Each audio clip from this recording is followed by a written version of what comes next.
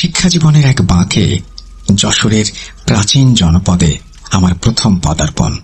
প্রাচীন এক রহস্যময়তা যেন আষ্টে পৃষ্ঠে জড়িয়ে রেখেছে এই জনপদকে। লোকমুখে ফেরা তার খ্যাতি মূলত এক ঐতিহ্যবাহী মন্দির আর তার গা ঘেঁষে সহস্র বছর ধরে দাঁড়িয়ে থাকা সুবিশাল এক বটবৃক্ষকে ঘিরে। এই প্রাচীন জোড়া নিদর্শনের থেকে সামান্য দূরেই আকাশ পানে মাথা তুলে দাঁড়িয়ে 3 তলা বিশিষ্ট এক মাঝারি মাদ্রাসা। আর সেখানেই আমার নিয়তি টেনে নিয়ে এসেছিল আমাকে। মাদ্রাসার বিশাল ফটক পেরিয়ে চৌকাঠের মাটিতে পা রাখার সঙ্গে সঙ্গেই মনে হলো যেন কোনো অশরীরী আত্মা আমার ওপর ভর করল। মাথার চুলগুলো অজান্তেই কেঁপে উঠল, আর রোমকূপগুলো এক অজানা ভীতিতে খাড়া হয়ে গেল। ঠিক সেই মুহূর্তে এক বিকট কর্কশ অট্টহাসি তীক্ষ্ণ তীরের মতো এসে বিদ্ধ করল আমার কর্ণকুহর, যা শুনে মনে হয়েছিল আমার বুকের ভেতরের কলিজাটি ছিটকে বেরিয়ে আসবে। চমকে পেছন ঘিরে তাকাতেই দেখি মাদ্রাসার সর্বজন শ্রদ্ধেয় বড় হুজুরি এই পৈশাচিক হাসি হাসতে হাসতে আমার দিকে এগিয়ে আসছেন। সে হাসি কোনো পরিচিত মানবীয় হাসির প্রতিধ্বনি নয়, বরং যেন অশরীরী কোনো অতৃপ্ত আত্মার সীমাহীন উল্লাস। আমার নিকটে এসে তিনি অদ্ভুতভাবে এক দৃষ্টিতে আমাকে আপাদ মস্তক নিরীক্ষণ করলেন। তারপর তার কণ্ঠ থেকে বেরিয়ে এলো হিম শীতল এক ঘোষণা। তিনি বিড়বিড় করে বললেন, এই কিশোরের চোখে আমি ভিন্ন কিছু দেখেছি। ঠিক এটাই আমি চাই। একে দিয়েই আমার নতুন খেলা আমি শুরু করব। এর কচি শরীরটা আমি ছিনিয়ে নেব, ওর প্রতিটি শিরায় আমি বিষ ঢেলে দেব। কথাগুলো শেষ না হতেই তার সবল আঙুলগুলো হিংস্র শকুনের মতো ছোঁ মেরে আমার মাথার চুল সজোরে মুঠি করে ধরল। আমি প্রায় হুমড়ি খেয়ে পড়ে যাচ্ছিলাম, অসহায় এক তৃণখণ্ডের মতো। কিন্তু সেই চরম মুহূর্তে আমার অবচেতন মন যেন খুঁজে নিল মুক্তির দিশা। আমার মুখ থেকে স্বতঃস্ফূর্তভাবে বেরিয়ে এলো পবিত্র কোরআনের বাণী, আউযু বিল্লাহি মিনাশ শাইতানির রাজিম। আশ্চর্যজনকভাবে আমার তিলাওয়াতের প্রতিটি ধ্বনি যেন অদৃশ্য তপ্ত শলাকার মতো আঘাত হানল বড় হুজুরের শরীরে। তিনি কয়েক পা পিছিয়ে থমকে দাঁড়ালেন। তার মুখে ফুটে উঠল তীব্র যন্ত্রণার জমাট বাঁধা ঘৃণার এক বিভৎস ছবি। তার রক্তাভ চোখ দুটো যেন জ্বলন্ত অঙ্গারের মতো দপদপ করতে লাগলো। তিনি গর্জে উঠলেন, কিসের মন্ত্র পড়ছিস কে? বন্ধ কর তোর এই বিরক্তিকর মন্ত্রপাঠ। তাঁর কস বেয়ে গড়িয়ে পড়ছিল লালা। বিকট এক জান্তব চিৎকার করে উঠলেন তিনি। সেই চিৎকারে মাদ্রাসার নিস্তব্ধতা খান খান হয়ে গেল। উপস্থিত কয়েকজন সাহসী শিক্ষক ও ছাত্ররা মুহূর্তের মধ্যে হতবিহ্বলতা কাটিয়ে অসীম সাহসিকতায় তাকে জাপটে ধরে মাদ্রাসার ভেতরে একটি কক্ষে টেনে হিঁচড়ে নিয়ে গেলেন এবং কোনো মতে দরজাটা ভেতর থেকে বন্ধ করে দিলেন। কিন্তু বন্ধ দরজার ওপাশ থেকেও ভেসে আসছিল হুজুরের প্রচন্ড ধস্তাধস্তি আস্ফালন, আর তার মুখ থেকে নির্গত অনর্গল বিভৎস গালিগালাজ, হুমকি ও পৈশাচিক গর্জন। সেই থেকে বড় হুজুরের ঘর যেন পরিণত হলো এক জীবন্ত বিভীষিকায়। সেখান থেকে ভেসে আসতো নানা অদ্ভুত লোমহর্ষক শব্দ, কখনো কোনো বন্দি আত্মার করুণ কান্নার সুর, যা শুনলে বুকের ভেতরটা মোচড় দিয়ে উঠত।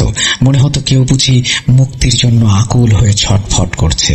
কখনো বা হিংস্র প্রাণীদের ক্রুদ্ধ গর্জন, যা রাতের নিস্তব্ধতাকে চিরে খান খান করে দিত। আবার কখনো গভীর রাতে ভেসে আসত দুর্বোধ্য ভাষায় মন্ত্রপাঠের ধ্বনি। হুজুরকে খাবার দেয়া হলে তিনি তা ঘৃণার সাথে ছুঁড়ে ফেলে দিতেন। দানবীয় এক উল্লাসে খাবারের বদলে তাজা রক্তপানের ইচ্ছা প্রকাশ করতেন। তার হাতের আঙুলগুলো শিকারী পাখির মতো বেঁকে গিয়েছিল। মনে হচ্ছিল তিনি ধীরে ধীরে মানুষ থেকে রূপান্তরিত হচ্ছেন এক ভয়াল শয়তানে।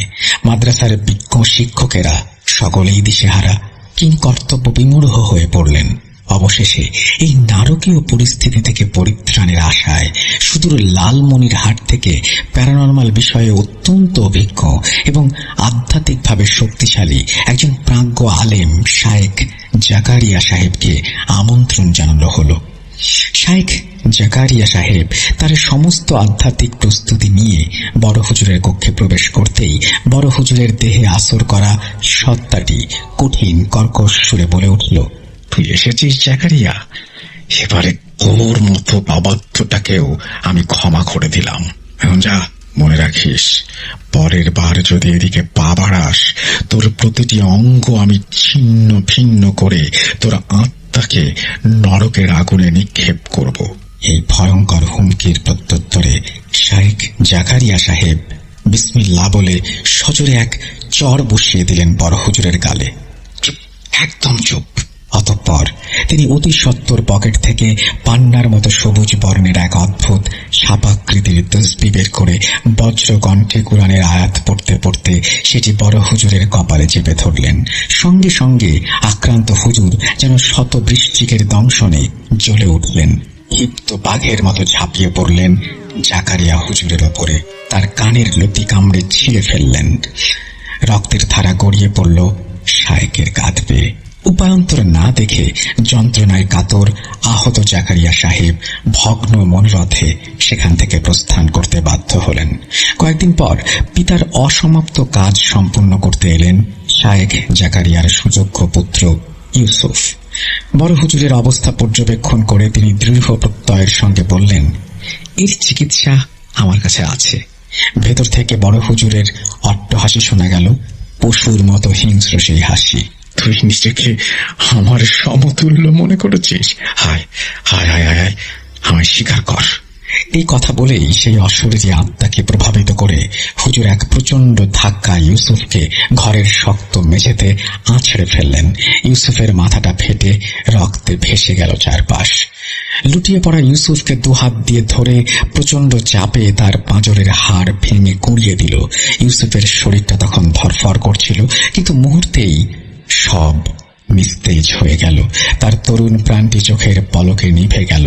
এক বিভৎস আর্তনাদ করে তার দেহটি নিথর হয়ে গেল। মাদ্রাসার বাতাসে শোকের রোল উঠল। অন্যান্য এলাকার বিখ্যাত আলেম ও ওলামারা মরিয়া হয়ে উঠলেন। দূর দূরান্ত থেকে এলেন ঝাড়ফুঁককারী এবং আধ্যাত্মিক ক্ষমতার অধিকারী সব চিকিৎসক, কিন্তু কেউই এই ভয়ানক শক্তিশালী আসরের কোনো কুল কিনারা করতে পারলেন না। তাবিজ কবজ, পানি পড়া, ঝাড়ফুঁক সবকিছুই ব্যর্থ হয়ে গেল। যেন এক অজেয় অদৃশ্য শক্তির বিরুদ্ধে এক অসম লড়াই। এইসব ভয়ঙ্কর শ্বাসরুদ্ধকর ঘটনা আর সহ্য করতে না পেরে আমি মাদ্রাসার প্রবীণ হাফেজ সাহেবের শরণাপন্ন হলাম। তার কাছে বড় হুজুরের এই মর্মান্তিক অবস্থার পেছনের বিস্তারিত কারণ জানতে চাইলাম। তার চোখ মুখে বিষণ্ণতার ছাপ, কণ্ঠস্বর ধরে আসছিল। তিনি ধীরে ধীরে বলতে শুরু করলেন, তুমি মাদ্রাসায় আসার পথে নিশ্চয়ই পথের ধারে সুবিশাল প্রাচীন এক বটগাছ দেখেছ। এলাকার সনাতন ধর্মাবলম্বীরা গভীরভাবে বিশ্বাস করে ওই বটবৃক্ষে স্বয়ং মহাদেব বাস করেন। শুধু তাই নয়, অনেক মুসলমান ওই গাছটিকে অলৌকিক শক্তি সম্পন্ন জাগ্রত পীরের আস্তানা মনে করত। কারণ জনশ্রুতি আছে, গাছটিকে যে কোনো ভোগ দিলে বা মানত করলে সে তৎক্ষণাৎ অলৌকিকভাবে তা গ্রহণ করত। এমনকি এলাকার অনেক মেয়েরাও গাছটিকে সন্তুষ্ট করতে ভক্তি ভরে নৃত্য পরিবেশন করত। যার নাচ সেই বৃক্ষবাসী সত্তার পছন্দ হতো, তার কপালে অলৌকিকভাবে রক্তের মাধ্যমে একটি টিপ এঁকে দেয়া হতো, যা সৌভাগ্যের প্রতীক হিসেবে বিবেচিত হতো। আর যার নাচ পছন্দ হতো না, তাকে দিতে হতো চরম মূল্য। নিজের হাত কেটে 10 ফোঁটা রক্ত সেই বৃক্ষতলে নিবেদন করতে হতো। যার উপরে বৃক্ষবাসী সত্তা সন্তুষ্ট হতো তাকে এলাকায় অত্যন্ত সম্মানীয় এবং গুরুত্বপূর্ণ ব্যক্তি হিসেবে গণ্য করা হতো। গাছটির প্রতি তাদের বিশ্বাস এতটাই গভীর ছিল যে অনেক সনাতন পণ্ডিত জোর গলায় বলতেন, এই নশ্বর পার্থিব জীবনে যদি তোমার ভগবানকে চোখে দেখা না হয়, তবে এই গাছটিকে দেখো, এটিই ভগবানের জীবন্ত জ্বলন্ত এক প্রমাণ। তারা তাদের বিশ্বাসের দৃঢ়তা প্রমাণ করতে আরো বলতো, দুনিয়ায় কোনো মানবীয় এবং দানবীয় শক্তি একসাথে মিললেও ওই গাছটিকে বিন্দু পরিমাণ কিছু করতে পারবে না, কোনো ক্ষতি করতে পারবে না। গাছটি কাটা তো দূরের কথা, অতীতে নাকি কিছু অতি উৎসাহী লোক ওই গাছ কাটার চেষ্টা করেছিল। তারা গাছটিতে প্রথম কোপ বসাতেই সেখান থেকে ঝরঝর করে তাজা রক্ত বেরোতে শুরু করে, আর এক অদৃশ্য কণ্ঠস্বর তাদের সতর্ক করে দেয়। কিন্তু সেই সতর্কতা উপেক্ষা করার স্পর্ধ দেখায় অনেকেই। সঙ্গে সঙ্গে একসাথে 6 জন মানুষ মর্মান্তিকভাবে মৃত্যুকে আলিঙ্গন করে।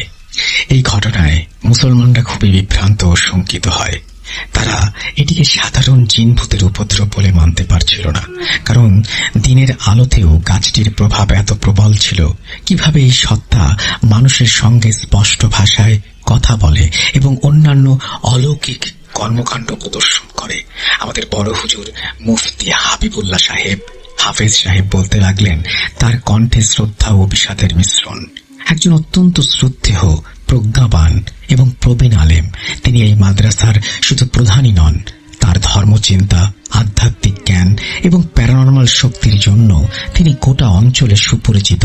তিনি তার গভীর জ্ঞান ও বিশ্বাস থেকে দৃঢ়ভাবে মনে করতেন ওই বটগাছের ঘটনাটি সাধারণ কোনো অলৌকিক ঘটনা নয়, বরং কোনো এক শক্তিশালী কাফের জিনের কারসাজি এটি, যে কিনা নিজেকে দেবতা প্রতিপন্ন করে মানুষকে, অর্থাৎ সাধারণ মানুষকে শিরকের পথে টানছে। তাই তিনি মনে মনে প্রতিজ্ঞা করেন যে মানুষের ঈমান রক্ষার স্বার্থে যে কোনো মূল্যে ওই গাছটিকে তিনি সমূলে নির্মূল করে ছাড়বেন। এই বিষয়ে তিনি যখন এলাকার পণ্ডিত বিজ্ঞজনদের সাথে কথা বললেন, তারা তাকে বারণ করলেন, হুজুর, কখনো এমন দুঃসাহস দেখাতে যাবেন না। যদি যান তবে আপনি সহ আপনার ওই সাথের মাদ্রাসা আর আপনার পরিবার সকলেই ধ্বংস হয়ে যাবে। এটি মহাদেবের আবাসস্থল, এর রোশানলে পড়লে হার রক্ষা নেই। কিন্তু কে শোনে কার কথা? বড় হুজুর তার সিদ্ধান্তে অটল, পর্বতের ন্যায় অবিচল। সেই অভিশপ্ত দিন হাফেজ সাহেবের স্বরটা যেন আরো ভারী হয়ে এলো। বড় হুজুর তার কয়েকজন বিশ্বস্ত ছাত্র নিয়ে সেই বটগাছের তলায় গেলেন। তিনি গাছটিতে প্রথম কোপ মারতেই অবিশ্বাস্যভাবে কাটা জায়গা থেকে টপ টপ করে ফোয়ারার মতো রক্ত বেরোতে শুরু করলো। সেই রক্ত ছিটকে এসে সরাসরি পড়ল বড় হুজুরের মুখে, চোখে এবং তার সাদা শুভ্র দাড়িতে। সাথে সাথেই বড় হুজুর টলতে টলতে মাটিতে বসে পড়লেন। তার পুরো শরীর থরথর করে কাঁপছিল, যেন তাকে কোনো এক অদৃশ্য কিছু বৈদ্যুতিক শক দিচ্ছে। তার মুখ থেকে গোঙানির মতো চাপা আর্তনাদ বেরিয়ে আসছিল। মনে হচ্ছিল যেন তিনি শ্বাস নিতে পারছেন না, তার বুকের ভেতরটা কেউ নিষ্পেষণ করছে। হঠাৎ সেই কাটা গাছ থেকে এক কর্কশ বজ্র নিনাদি এবং বিকট শব্দ ভেসে আসলো। কে তুই? আমি রুদ্রদেব। তুই আমার অপমাননা করেছিস। মহাকালের অধিপতি আমি। তোর এই অধ্যত্ত আমি চূর্ণ বিচূর্ণ করে দেব। সেই ভয়ঙ্কর ঘটনার পর থেকেই মাদ্রাসায় যেন অশরীরী শক্তির অবাধ আনাগোনা শুরু হলো।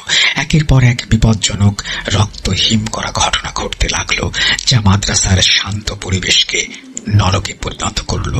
মাদ্রাসার বড় হুজুরের একমাত্র আদরের মেয়েটি সেদিন রাতেই মারা গেল। তার মুখমণ্ডল আগুন দিয়ে নির্মমভাবে পুড়িয়ে দেয়া হয়েছিল এবং তার শরীরের প্রতিটি অঙ্গ প্রত্যঙ্গ হিংস্র জানোয়ারের মতো ছিঁড়ে টুকরো টুকরো করে ফেলা হয়েছিল। প্রায় প্রতি রাতেই মাদ্রাসার জানালার কাঁচগুলো কোনো এক অজ্ঞাত কারণে বিকট শব্দে চূর্ণ বিচূর্ণ হয়ে যেত, যেন অদৃশ্য কোনো শক্তি বাইরে থেকে অবিরত আঘাত করত। কখনো মনে হতো কেউ যেন কানের কাছে এসে হিংস্রভাবে ফিসফিস করে কারো নাম ধরে ডাকছে। সে ডাক উপেক্ষা করার সাধ্য কারণেই কারো কারো শরীর তখন তাৎক্ষণিকভাবে অসাড় হয়ে যেত এবং তারা অজ্ঞান হয়ে পড়ত ঘন্টার পর ঘন্টার জন্য। মাঝে মাঝে অনেকের মুখে ফেনা দেখা যেত। রাতের বেলা ছাত্ররা ভয়ে চিৎকার করে ঘুম থেকে জেগে উঠত এবং তাদের চোখ থেকে অবিরত জলের ধারা নেমে আসত। তাদের মধ্যে দু একজন অস্পষ্টভাবে তাদের বিছানার পাশে দীর্ঘ কালো অবয়ব দাঁড়িয়ে থাকতে দেখত, যার দুটো চোখ অন্ধকারে জ্বলন্ত, আর তাদের শরীরে প্রচন্ড তাপ তারা অনুভব করত। মাদ্রাসার রান্নাঘরের খাবারে অদ্ভুতভাবে পচন ধরতে শুরু করত। ভাতে অগণিত পোকা জীবন্ত পোকামাকড়ের মতো নড়াচড়া করত, আর পানির কল থেকে দুর্গন্ধযুক্ত কালো ঘোলা পানি বের হতো, যার গন্ধে বমি আসত। শুধু তাই নয়, ছাত্র এবং শিক্ষকদের মধ্যে একটি রহস্যময় অসুস্থতা ছড়িয়ে পড়েছিল। অনেকের শরীরে অসহ্য ব্যথা, অবর্ণনীয় জ্বর এবং ত্বকে কালো কালো ছোপ দেখা যেতে শুরু করলো। তাদের শরীর যেন ভেতর থেকে শুকিয়ে যাচ্ছিল, চোখ গর্তে ঢুকে যাচ্ছিল, আর মনে হচ্ছিল তারা যেন জীবন্ত কঙ্কালে পরিণত হচ্ছে। মাদ্রাসার পরিবেশ এতটাই বিষাক্ত হয়ে উঠেছিল যে চারিদিকে শুধু ভয়, আতঙ্ক আর অশরীরী শক্তির আগ্রাসন। হাফেজ সাহেবের কাছ থেকে পূর্ণাঙ্গ ইতিবৃত্ত জানার পর আমি আর স্থির থাকতে পারলাম না। আমার ভেতরের সহজাত প্রবৃত্তি আমাকে তাড়িত করেছিল। আমি একা একাই নিজের মতো করে এই রহস্যের গভীরে প্রবেশ করার সিদ্ধান্ত নিলাম। এক গভীর রাতে যখন সমগ্র চরাচর নিদ্রার কোলে অচেতন, আমি সন্তর্পণে বেরিয়ে পড়লাম সেই অদ্ভুত অভিশপ্ত বটগাছটির উদ্দেশ্যে। প্রতিবার এই গাছটির কাছাকাছি যেতেই আমার মাথার চুল কেঁপে উঠছিল। এ যেন এক আসন্ন ভয়াবহ বিপদের সতর্কবার্তা। গাছের কাছাকাছি যেতেই বাতাসের মধ্যে সেই পচা মিশমিশে রক্তের গন্ধটা আরো তীব্র, আরো অসহনীয় হয়ে উঠছিল। আমি চোখ বন্ধ করে আমার সমস্ত মনোযোগ কেন্দ্রীভূত করে গাছের রহস্য ভেদ করার চেষ্টা করলাম। যা জানতে পারলাম, আমার রক্ত জমিয়ে দেওয়ার জন্য তা যথেষ্ট ছিল। এই গাছ শুধু প্রাচীন নয়, এটি অতি প্রাচীন। এর শিকড় যেন অজগরের মতো মাটির গভীরে বহু দূর পর্যন্ত বিস্তৃত এক বিশাল জাল বিস্তার করে রেখেছে, এবং এটি আসলেই রৌদ্রদেব নামের এক অতি শক্তিশালী প্রাচীন শক্তির অন্যতম প্রধান উৎস। বহু বছর ধরে অগণিত নরবলি এবং রক্তপাতের মাধ্যমে রৌদ্রদেব তার শক্তি সঞ্চয় করেছে, নিজেকে অপ্রতিরোধ করে গড়ে তুলেছে। আমি আমার মানুষ চোখে অতীতে ঘটে যাওয়া কিছু বিভৎস ঘটনার অস্পষ্ট ছায়াচিত্র দেখতে পেলাম। বলিদান, উন্মত্ত নৃত্য, তাজা রক্তের স্রোত। কিন্তু রৌদ্রদেবের দুর্বলতা সম্পর্কে কিছুই আঁচ করতে না পেরে আমি মারিদ জিনকে স্মরণ করলাম। তিনি আমার আহ্বানে প্রকট হতেই আমি তাকে সসম্ভ্রমে জিজ্ঞেস করলাম, এই রৌদ্রদেব সম্পর্কে আপনি যা যা জানেন, অনুগ্রহ করে তা আমাকে সবিস্তারে বলুন। তিনি গম্ভীর মুখে বললেন, রৌদ্রদেব হল শক্তিশালী ইফরিত জিনের বংশের এক অগ্রজ সদস্য। তার বড় ভাই বললেও ভুল হবে না। সে এতটাই ক্ষমতাধর এবং অহংকারী যে নিজেকে দেবতা বা প্রভু বলে দাবি করে। এই এলাকার সকল জিনেরা তাকে ভক্তি ভরে পূজা করে, এবং মানুষেরাও মন্দিরে তাদের আরাধ্য দেবতার পূজা করার আগে এই গাছটিকে পূজা করে তবেই মন্দিরে প্রবেশ করে।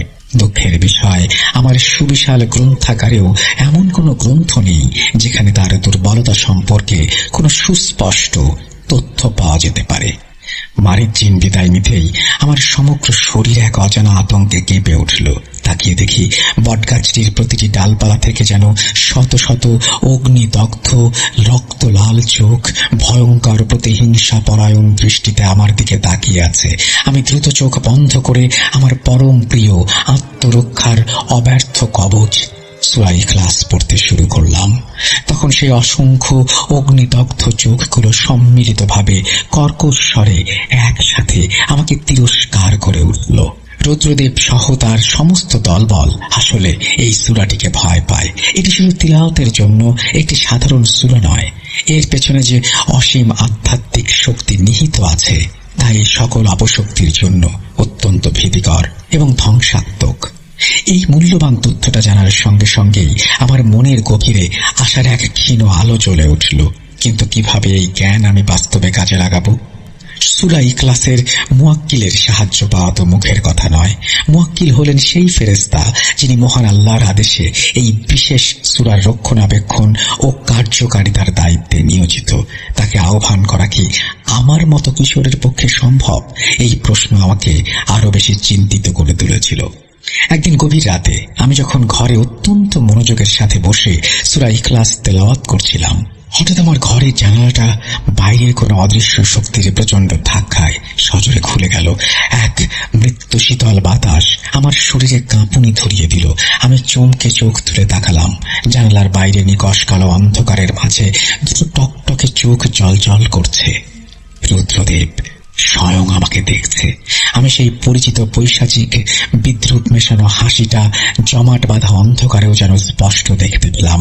বিষাক্ত সাপের ফোঁসফোঁসানির মতো শব্দে সে হিস হিস করা গলায় আমাকে বলে উঠল, তুই কি ভেবেছিস এই সামান্য মন্ত্রপাঠে আমার কিছু হবে? তোর স্পর্ধা দেখে আমি অবাক হচ্ছি। বাচ্চা ছেলে, একটা তুচ্ছ নগণ্য মানুষ হয়ে তুই আমাকে চ্যালেঞ্জ করেছিস। জেনে রাখ, তোর এই উদ্ধত আমি সহ্য করব না। আমি বহু কষ্টে আমার মনের সমস্ত ভয়কে একপাশে সরিয়ে রেখে তার উদ্দেশ্যে শান্ত কণ্ঠে বললাম, তুমিও আল্লাহর সৃষ্টি, আর আমিও। তোমার ক্ষমতা যতই হোক, মহান আল্লাহ তাআলার ক্ষমতার ঊর্ধ্বে নয়। আল্লাহ তাআলাই সকল ক্ষমতার উৎস, তিনি সব কিছুর একচ্ছত্র মালিক। আমার কথা শুনে রুদ্রদেব যেন আরো বেশি ক্রুদ্ধ হয়ে উঠল, উন্মত্ত হয়ে উঠল। সে এক বিকট অট্টহাসিতে ফেটে পড়ল। সে গর্জে উঠল এবং আমাকে তিরস্কার করতে শুরু করলো। আমি স্পষ্ট বুঝতে পারলাম রুদ্রদেব আমাকে ছাড়বে না। সে আমাকে তার খেলার নতুন পুতুল করেছে। এই ভয়াবহ লড়াইটা এখন শুধু বড় হুজুরকে বাঁচানোর মধ্যে সীমাবদ্ধ নেই, বরং এই লড়াই এখন মাদ্রাসার অস্তিত্ব এবং আমার নিজের জীবন এবং সর্বোপরি ঈমান রক্ষার লড়াই পরিণত হয়েছে। আমাকে অবিলম্বে কিছু একটা করতেই হবে, খুব দ্রুত। আমি এটাও বুঝতে পারছিলাম সেই শয়তান রুদ্র দেবতা আমাকে কেবল এক সামান্য কিশোর ভেবে ভুল করছে না, বরং আমার লুকানো সুপ্ত ক্ষমতা সম্পর্কেও সে আঁচ করতে পেরেছে। আর তাই সে মরিয়া হয়ে উঠেছে। আমি তখন প্রায় খাওয়া দাওয়া ভুলে গিয়ে দিনরাত পবিত্র কোরআন তেলাওয়াত করতে শুরু করলাম, বিশেষ করে সূরা ইখলাস, আরো অনেক কিছু। আমি অনুভব করতে লাগলাম ওই ঐশী আয়াতগুলো এক মনে পড়ার সময় আমার ভেতর এক ধরনের অবর্ণনীয় আধ্যাত্মিক শক্তি জন্ম নেয়। আমি যেন প্রতিটি আরবি হরফের ভেতরের নূর স্বয়ং অনুভব করতে পারছিলাম। তখনই আমি এক গভীর উপলব্ধির মাধ্যমে জানতে পারলাম, রক্তই হল রুদ্রদেবের মূল জীবনী শক্তি। এখন বড় হুজুরের শরীর থেকে রুদ্রদেবের ভয়াল আসর কাটাতে হবে, আর তার জন্য একটি মাত্রই ভয়ঙ্কর উপায় আছে, তা হল স্বয়ং রুদ্রদেবের শরীর থেকে নির্গত রক্ত সংগ্রহ করা। সেই রক্তের সাথে ব্যাবিলনের মাটি মিশ্রিত করে একটানা 7 দিন পর্যন্ত বড় হুজুরের হাত ধৌত করতে হবে। এরপর রুদ্রদেব শত চেষ্টা করলেও আর হুজুরের কাছে ঘেঁষতে পারবে না। যদি সে দুঃসাহস করে কাছে যাওয়ার, তাহলে তার অবস্থা হবে নিজের সাথেই যুদ্ধ করার মতো। একদিন গভীর রাতে তাহাজ্জুদের নামাজ আদায় করছিলাম। হঠাৎ অনুভব করলাম আমার চারপাশটা কেমন যেন অস্বাভাবিক ভারী হয়ে উঠেছে। বাতাসের স্বাভাবিক চাপ যেন কয়েক গুণ বেড়ে গেছে। ঘরের এক কোণে রাখা কাঁচের পানির গ্লাসটা নিজে থেকেই থরথর করে কাঁপতে শুরু করেছে, যেন ভূমিকম্প হচ্ছে। আমার মাথার চুলগুলো আবারও কেঁপে উঠল।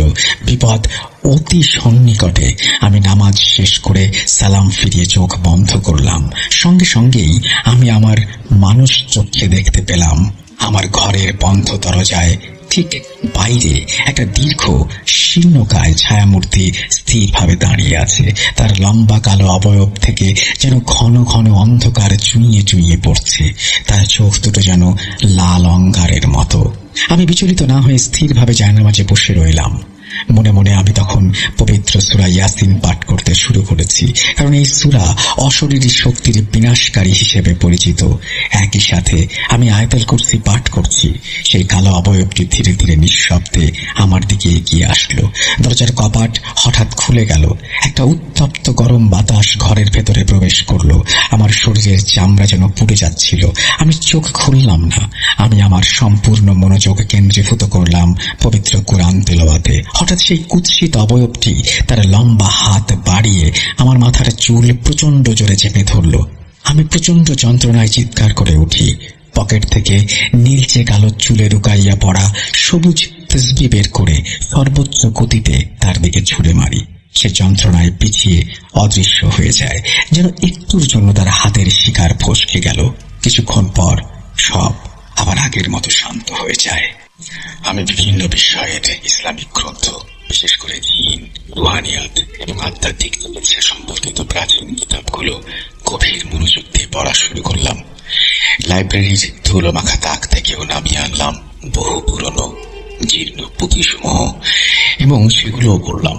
অবশেষে আমি জানতে পারলাম, মুয়াক্কিল বা কোনো সূরার দায়িত্বে নিয়োজিত ফেরেশতার সাহায্য পাওয়ার জন্য কেবল তেলাওয়াতই যথেষ্ট নয়, এর জন্য প্রয়োজন গভীর আধ্যাত্মিক সাধনা, পূর্ণাঙ্গ ঘনিষ্ঠ ইবাদত, চারিত্রিক পবিত্রতা এবং আল্লাহর প্রতি অটল শর্তহীন বিশ্বাস।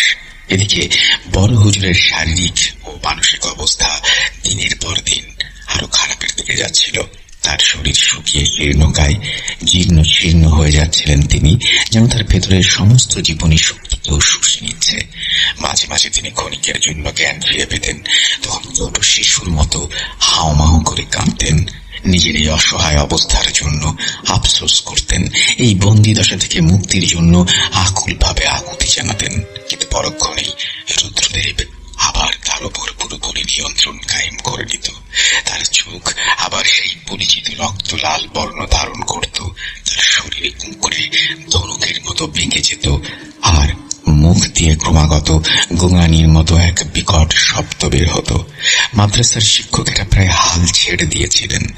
তারা বড় হুজুরকে অন্য কোনো চিকিৎসকের কাছে নিয়ে যাওয়ার কথা ভাবছেন, কিন্তু কেউই নিশ্চিত নন যে তাতেও বিন্দু মাত্র সমাধান হবে, কারণ এর মধ্যেই বহু অভিজ্ঞ আলেম এবং কবিরাজ তাদের সর্বোচ্চ চেষ্টা করেও ব্যর্থ হয়েছেন। আমি দিব্য চোখে দেখতে পাচ্ছিলাম, বড় হুজুর হয়তো আর বেশি দিন এই অসহনীয় দৈহিক ও মানসিক ধকল সহ্য করতে পারবেন না। একদিন আমি খবর পেলাম, আগামী অমাবস্যার ঘোর কৃষ্ণপক্ষের রাতে মন্দিরের প্রধান পুরোহিত সেই বট গাছের নিচে এক বিশেষ পূজা ও বলিদান উৎসবের আয়োজন করেছে। এই বিশেষ পূজার মাধ্যমে রুদ্রদেব তার শয়তানির শক্তি আরো বহুগুণ বৃদ্ধি করবে।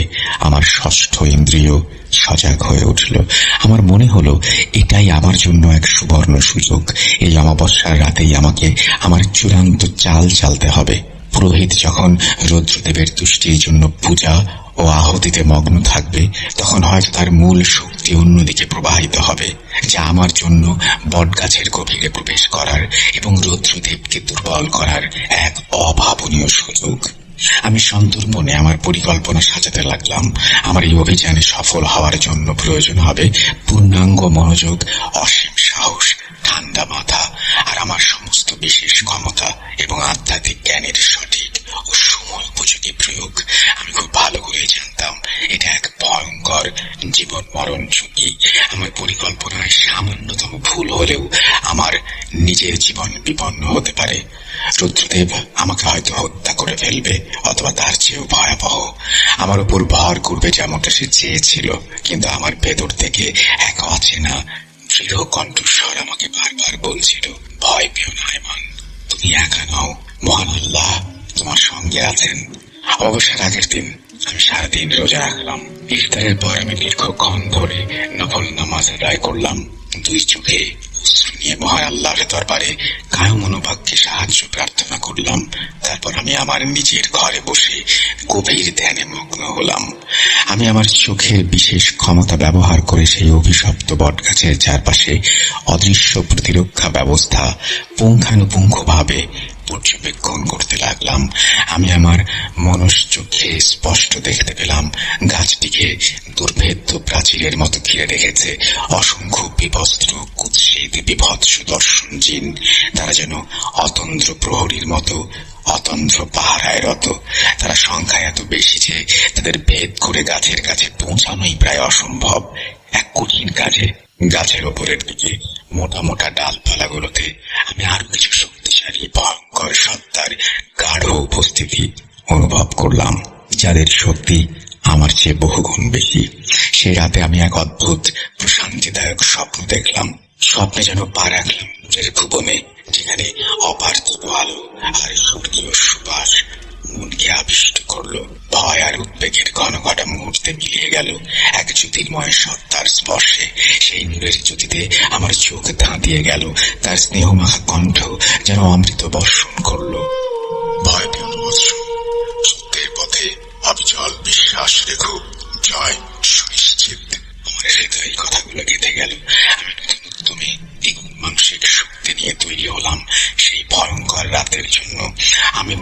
প্রাণে বিশ্বাস করতাম মহান আল্লাহ আমাকে এই কঠিন পরীক্ষায় কখনোই একা ছাড়বেন না।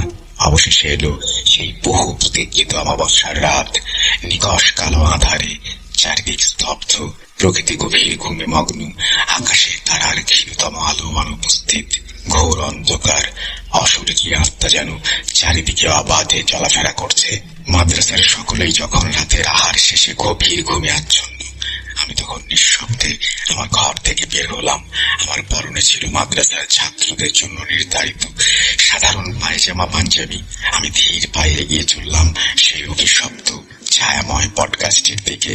যতই আমি বটগাছটার কাছাকাছি যাচ্ছিলাম, ততই আমার চুলের কম্পন তীব্র থেকে তীব্রতর হচ্ছিল। চারপাশের বাতাসের চাপও যেন কয়েক গুণ বেড়ে যাচ্ছিল।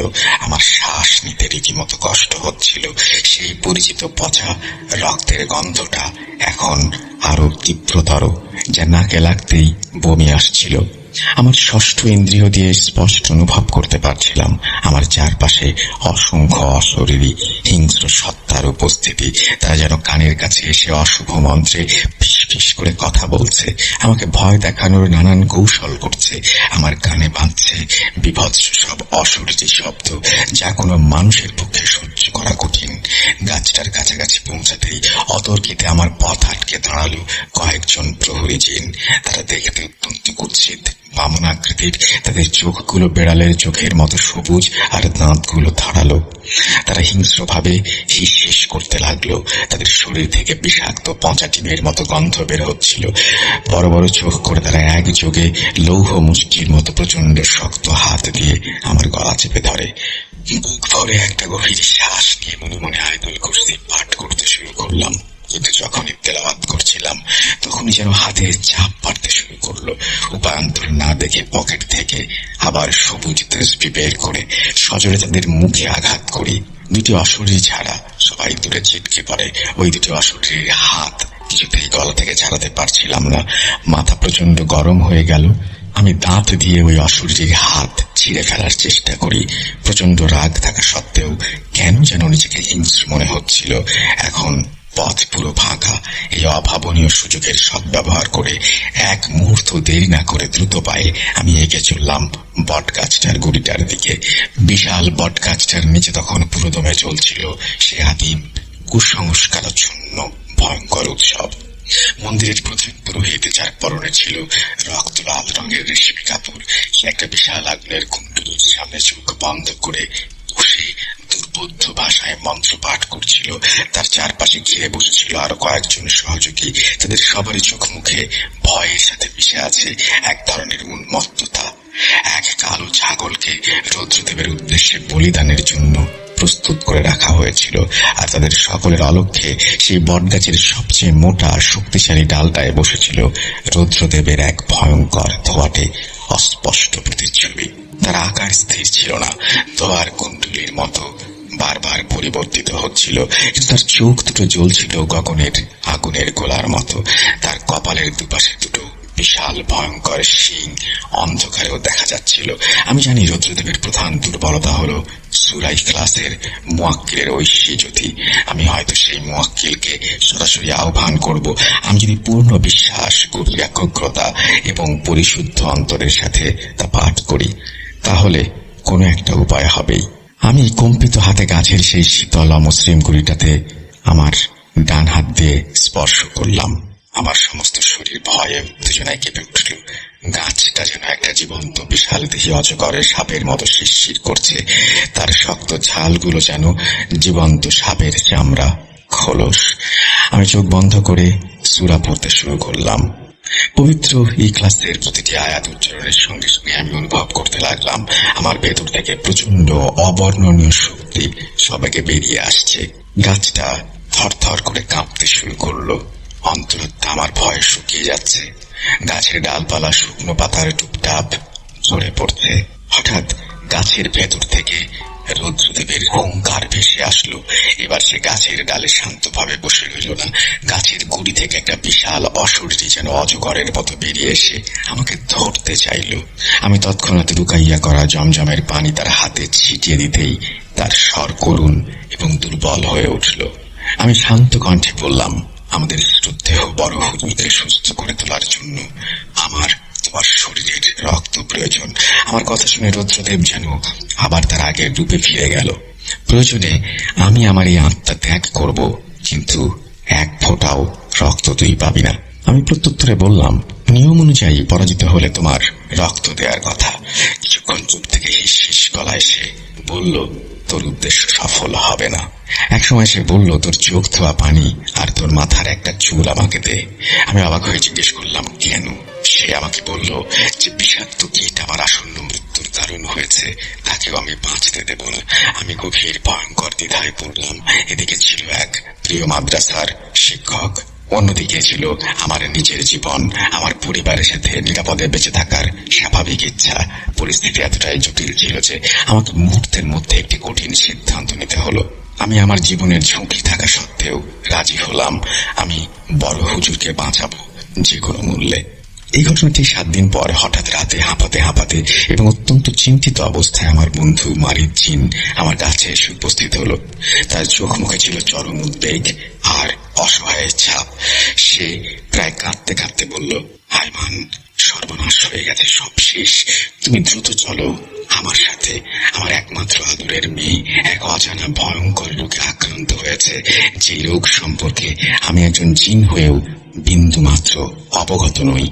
তার মাথার চুলের গোড়া ফেটে রক্ত বের হচ্ছে, আর তার চোখ দুটো থেকে তাজা রক্ত অঝরে ঝরে পড়ছে। ঠিক সেই মুহূর্তে যখন আমি চরম হতাশায় নিমজ্জিত, হঠাৎ 3টি উজ্জ্বল জ্যোতির্ময় আলোকময় সত্তা আমার সামনে প্রকট হলেন। তাদের শরীর থেকে এমন তীব্র নূর বিচ্ছুরিত হচ্ছিল যে আমার চোখ ধাঁধিয়ে যাচ্ছিল। তারা সৌম্য কণ্ঠে আমার উদ্দেশ্যে বললেন, হে আল্লাহর অনুগত বান্দা, তোমার একনিষ্ঠতা, তোমার ত্যাগ এবং তোমার গভীর ঈমানে আমরা সন্তুষ্ট। এরপর তাদের মধ্যে একজন বললেন, আমার নাম আব্দুল ওয়াহেদ। তুমি এই মুহূর্তে যেই হালাল খাদ্যই খেতে চাইবে, আমি আল্লাহর হুকুমে তা এনে দেব। অন্যজন বললেন আরো অনেক কথা। আমি বললাম, অনুগ্রহ করে আমাকে দ্রুত বলুন, আমার বন্ধু মারিদ জিনের কন্যার কি হয়েছে, কেন সে এরকম ভয়ঙ্কর রোগে আক্রান্ত হয়েছে? তিনি গম্ভীর স্বরে বললেন, শোনো আইমান, আসল ঘটনা হলো বিগত 7 দিন পর্যন্ত তুমি তোমার নিজের চোখ ধোয়া পানি এবং মাথার চুল সেই শয়তানের রুদ্রদেবের হাতে সমর্পণ করেছিলে। সে প্রতিদিন তোমার দেয়া সেই জিনিসগুলো নিয়ে এক অন্ধকারাচ্ছন্ন গোপন জায়গায় লুকিয়ে রাখত এবং সেগুলোর উপরে কালো জাদু করত। তুমি ধীরে ধীরে মৃত্যুর কোলে ঢলে পড়ো, আর এদিকে তোমার প্রতি অগাধ ভালোবাসা বশত মারিদের কন্যা প্রতিদিন গোপনে রুদ্রদেবকে পর্যবেক্ষণ করত, আর অগোচরে তোমার রেখে যাওয়া চুল এবং চোখ ধোয়া পানির জায়গায় নিজের চুল এবং চোখ ধোয়া পানি রেখে যেত পরম মমতায়। আর এই কারণেই সে ধীরে ধীরে সেই কালো জাদুতে আক্রান্ত হয়। আমি চরম উত্তেজিত এবং উদ্বিগ্ন হয়ে বললাম, আমি কিভাবে তাকে এই ভয়ঙ্কর অবস্থা থেকে রক্ষা করব? আমাকে দ্রুত উপায় বলুন। তিনি শান্ত কণ্ঠে বললেন, তাকে এই অবস্থা থেকে বাঁচানো খুব কঠিন, প্রায় অসম্ভব, কিন্তু তুমি যদি চাও তাহলে আমরা এই 3 জন একসাথে মিলে আল্লাহর ইচ্ছায় আরেকবার চেষ্টা করতে পারি। আমি রাজি হলাম। তারা 3 জন একসাথে অত্যন্ত সুমধুর স্বর্গীয় কণ্ঠে সূরা পড়তে শুরু করলো। মারিদ কন্যার চোখে এবং মাথায় আলতো করে হাত বোলাতেই এক অভাবনীয় ঘটনা ঘটল। মারিদ কন্যা ধীরে ধীরে চোখ মেলল, তার রক্তক্ষরণ বন্ধ হয়ে গেল এবং সে সম্পূর্ণরূপে সুস্থ হয়ে গেল। সেই অভিশপ্ত বিশাল বটগাছটা হঠাৎ এক বিকট কান ফাটানো শব্দে মড়মড় করে ঠিক মাঝখান থেকে দুভাগ হয়ে গেল, যেন গাছের ভেতর থেকে কোনো শক্তিশালী বোমা ফেটে বেরিয়ে এসেছে। পরদিন সকালে মাদ্রাসা এবং আশেপাশের গ্রামগুলোতে এক তুমুল হইচই পড়ে গেল। বাতাসের আগে খবর ছড়িয়ে পড়ল যে গত রাতের আঁধারে এলাকার সেই 5 শতাব্দী প্রাচীন রহস্যময় বটগাছটি কোনো এক অজ্ঞাত কারণে বিকট শব্দে ভেঙে দুভাগ হয়ে গেছে। গাছের যে অংশে একসময় হুজুর কোপ মেরেছিল এবং যেখান থেকে রক্ত ঝরছিল, সেখানে এখন শুধু শুকনো প্রাণহীন কাঠ, কোনো রক্তের চিহ্ন মাত্র নেই। আর আমাদের বড় হুজুর আল্লাহর অশেষ রহমতে সম্পূর্ণ সুস্থ এবং স্বাভাবিক হয়ে ওঠেন। সেদিন সকালে ফজরের নামাজের সময় তিনি নিজেই হেঁটে মসজিদে আসেন। তার চেহারায় দীর্ঘদিনের অসুস্থতার কোনো প্রকার মলিন ছাপ নেই। তার মুখমণ্ডল দেখা যাচ্ছিল অত্যন্ত সতেজ। বড় হুজুর সম্পূর্ণরূপে সুস্থ হওয়ার পর মাদ্রাসার পরিচালনার দায়িত্ব পুনরায় নিজের কাঁধে তুলে নেন। কয়েকদিন পর একদিন দুপুরে তিনি আমাকে তার খাস কামরায় ডেকে পাঠান। আমি কিছুটা শঙ্কিত মনেই হাজির হই। বড় হুজুর আমার দিকে কিছুক্ষণ স্থির অন্তর্ভেদী দৃষ্টিতে তাকিয়ে রইলেন। তার চোখে ছিল এক ধরনের গভীর স্নেহমাখা অভিব্যক্তি। তারপর তিনি অত্যন্ত শান্ত গলায় বললেন, আয়মান, আমার প্রিয় ছাত্র, আমি হয়তো আসরগ্রস্ত অবস্থায় সবকিছুই বিস্মৃত হয়েছি, কিন্তু আমার অবচেতন মন ছিল টুকরো স্মৃতি এখনো ধরে রেখেছে সে। আমি আমার অন্তর দিয়ে অনুভব করতে পারছি আমার এই অপ্রত্যাশিত অলৌকিক মুক্তির পেছনে তোমার কোনো না কোনো বিশেষ ভূমিকা অবশ্যই আছে। সেই অসহ্য ভয়ঙ্কর যন্ত্রণার রাতে যখন আমি মৃত্যুর সাথে পাঞ্জা লড়ছিলাম, যখন নিকষ কালো অন্ধকার আমাকে গ্রাস করেছিল, তখন আমি বারবার তোমার পরিচিত কণ্ঠস্বর শুনতে পেয়েছিলাম।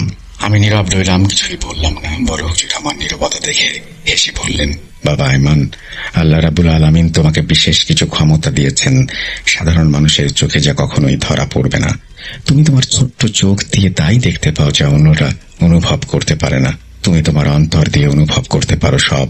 তবে একটা কথা সব সময় মনে রেখো, এই আধ্যাত্মিক পথে যেমন মহান আল্লাহর অশেষ সাহায্য ও রহমত আছে, তেমনি পদে পদে শয়তানের ধোঁকা ও প্রলোভনও আছে। অদৃশ্য জগৎ অত্যন্ত রহস্যময়, জটিল এবং ক্ষেত্র বিশেষে খুবই বিপজ্জনক। তাই সব সময় সতর্ক থেকো, আল্লাহর উপরে ভরসা রেখো, কখনো সত্যের পথ থেকে বিচ্যুত হয়েও না। আমি ধীরে ধীরে মাথা তুলে হুজুরের দিকে তাকালাম এবং তাকে বললাম, হুজুর, আমি শুধু সাধ্যমতো আমার ইমানি দায়িত্ব পালন করার চেষ্টা করেছি। বড় হুজুর তার উষ্ণ হাত আমার মাথায় রেখে আশীর্বাদ করলেন, আল্লাহ তোমার মঙ্গল করুন। তার কক্ষ থেকে বেরিয়ে আসার সময় আমার মনে হলো এলাকার বিষণ্ণ আকাশ থেকে যেন বহুদিনের জমে থাকা কালো অশুভ মেঘের ঘন ছায়া চিরতরে বিদায় নিল। তো এই ছিল ঘটনা। আশা করছি এই ঘটনাটি আপনাদের ভালো লেগেছে। এর আগেও ওনার ঘটনা আপনারা শুনেছেন, মারিফ কন্যা। আজকে আমরা দ্বিতীয় ঘটনা শুনলাম। যদি এতটুকু আপনাদের আনন্দ দিতে পারি তাহলে নিজেদেরকে ধন্য মনে করব। আমি এই ঘটনা সম্পর্কে বিস্তারিতভাবে কোনো তথ্য হয়তো আপনাদের দিতে পারবো না। এই ঘটনার যে কোনো প্রশ্ন, এই ঘটনা শোনার পরের যে কোনো প্রসঙ্গে কথা বলতে চাইলে আপনারা কমেন্ট সেকশনে কথা বলতে পারেন। আমরা চেষ্টা করব আয়মানের মাধ্যমে আপনাদের সেই প্রশ্নের উত্তর দিতে। চলুন আমরা চলে যাই আমাদের পরের ঘটনায়। অশরীরে দেখতে পাবে না গো, এত কাল ধরে শুনছ, দেখি পাও না তো। .com The Fear Returns with Russell. Welcome back. আপনাদের সবাইকে স্বাগত জানাচ্ছি আমি রাসেল। আশা করছি আপনারা সবাই ভালো আছেন, ভালোর দলে আছেন।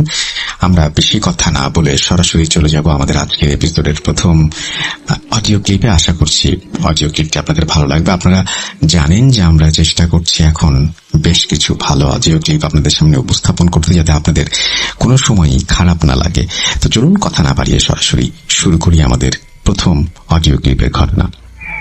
আসসালামু আলাইকুম রাসেল ভাই এবং প্রিয় শ্রোতা বন্ধুরা, আশা করি আপনারা সকলে ভালো আছেন এবং সুস্থ আছেন। আমি মোহাম্মদ সাবিত আলম বলছি ময়মনসিংহ বিভাগ থেকে। আমি বর্তমানে আপনাদের সকলের প্রিয় ভূত.com একজন মডারেটর হিসেবে কাজ করছি। তো আজকে আমি আপনাদের সামনে যে ঘটনাটি নিয়ে এসেছি সেই ঘটনাটি আমাকে কালেক্ট করে দিয়েছেন লুনা আপু। উনি বর্তমানে ইউএস প্রবাসী এবং ওনাদের বাসার পাশে ওনাদের একজন প্রতিবেশী আছে, প্রতিবেশী দম্পতি। ওনার নাম হচ্ছে সুফিয়ান সাহেব। সুফিয়ান সাহেব পেশায় হচ্ছেন একজন ডক্টর। উনি আমাকে যেভাবে বলেছেন ঘটনাটি, যে এই ঘটনাটি ওনাদের সাথে ঘটে আজ থেকে প্রায় মোটামুটি 11-12 বছর আগে, অর্থাৎ 2013-14-15 এরকম একটা সময়ের ভেতরে ঘটে। উনি পেশায় একজন ডক্টর। তো একজন ডক্টর হওয়ার সত্ত্বেও ওনার আসলে জিন বা ফেরেশতা, উপরওয়ালার প্রতি বা আল্লাহর উপরে মানে খুবই বিশ্বাস ছিল। কিন্তু বেশিরভাগ যে ওনার চিন্তাধারা ছিল সেটা ছিল বৈজ্ঞানিক। উনি আসলে তাই বিশ্বাস করতেন যেটা উনি চোখে দেখতে পারতেন, এছাড়া উনি তেমন কোনো কিছু একটা বিশ্বাস করতেন না। কিন্তু তারপরেও মানুষের জীবনে এমন এমন কিছু ঘটনা ঘটে যেগুলির মাধ্যমে আসলে আমরা বুঝতে পারি যে সব ঘটনার ব্যাখ্যা হয় না। তো এমনই একটি ঘটনা উনি আজকে আমাকে বলেছেন। উনার ভাষ্যমতে তখন উনি মাত্র লাহোর থেকে ইসলামাবাদের দিকে ট্রান্সফার হয়েছেন সরকারি একটি হসপিটালে। ওই সময়ে ইসলামাবাদে একটা ধর্নার সিজন চলছিল আর কি, হরতালের মতো কিছু একটা চলছিল, সরকারি বা পলিটিক্যাল কোনো একটা ইস্যু নিয়ে। তো যখন উনি সেখানে বদলি হয়ে যান, এর 2-1 দিনের ভেতরে ধর্নাটা শেষ হয়ে যায়। তো একদম শুনশান হয়ে যায় সম্পূর্ণ অবস্থায়। সে আসলে তার এটা খুব মনে আঘাত পান উনি এই ব্যাপারটায়, এবং মনের এই আঘাতটা নিয়ে উনি দুনিয়া ছেড়ে চলে যান। আমার হাজবেন্ড মারা যান। উনি মারা যাওয়ার